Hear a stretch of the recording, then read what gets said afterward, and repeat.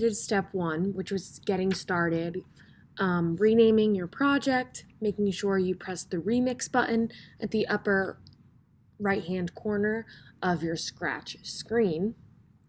It is time to create the script to actually control our boat. So every script we write needs to start with an event block. So just for simplicity's sake, we are going to start our script with a when the green flag is clicked block. Now, just like every other program that we've created so far, we need some reset code at the beginning of our script that will make sure that the boat will start in the same place every single time. So, this is the starting place of where our boat is going to start going through the obstacle course to get to this deserted island here. So, we need to add this go to block at the beginning of our program. This is where we want our boat to start, so we want it to go to this spot every time. Now, our boat first needs to travel up through the course. Right now, our boat is pointed in the right direction. We need to change the direction that the boat is pointed in. So we're going to do point in direction up. We use the same point in direction block during the ant challenge to change which way the ant would move. So we're going to do the same thing here for our boat. Now, after we added our reset code, we need to add the code to actually control the boat with our mouse.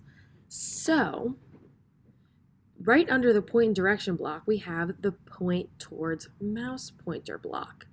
So we're going to drag that block in. And this block just makes the sprite point towards the mouse pointer. It doesn't make it move towards the mouse pointer. So after the point towards mouse pointer block, we need to add a move block. And instead of moving 10 steps, we're going to say move 1 step, just so it stays close to the mouse pointer whenever we are playing our game. So if we add this here, the point towards mouse pointer and move 1 steps are only going to happen once.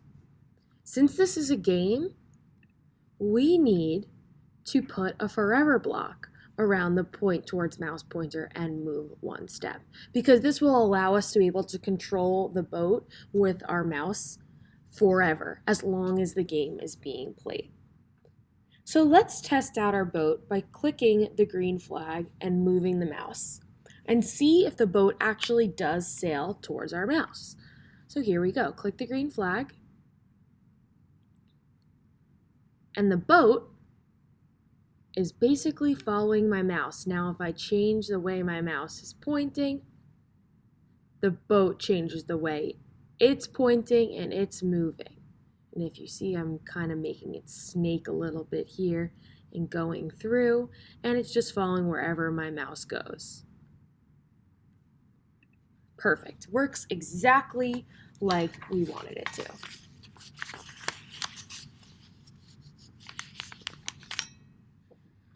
But there's an issue with our code so far. We need to add a little bit more.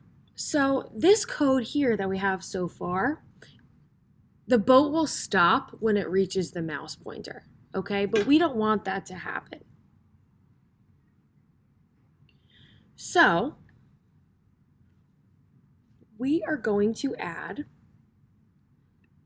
an if-then block to our code so that the boat only moves if it is more than 5 pixels away from the mouse. So we have our if-then block. We are going to go to the Sensing tab.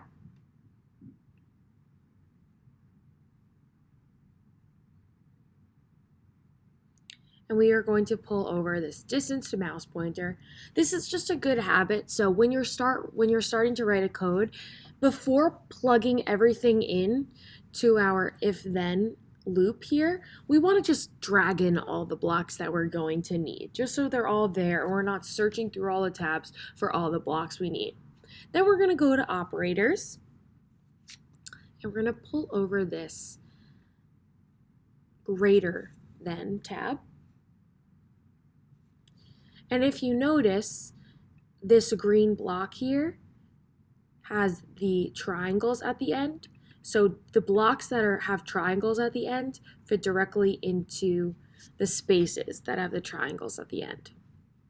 So we're going to say if the distance to mouse pointer is greater than 5, we're just going to use 5 units, 5 pixels, 5 coordinates. It's all the same thing. But we're just going to say 5. So if the distance to the mouse pointer is greater than 5, then we want what's in the forever loop to happen.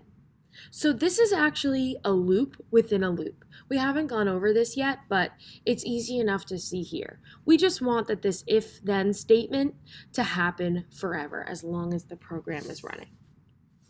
So let's test out our program again.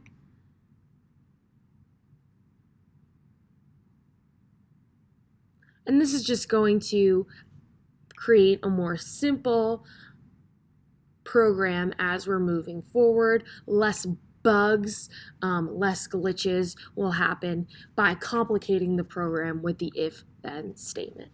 So I'm going to stop the program right there.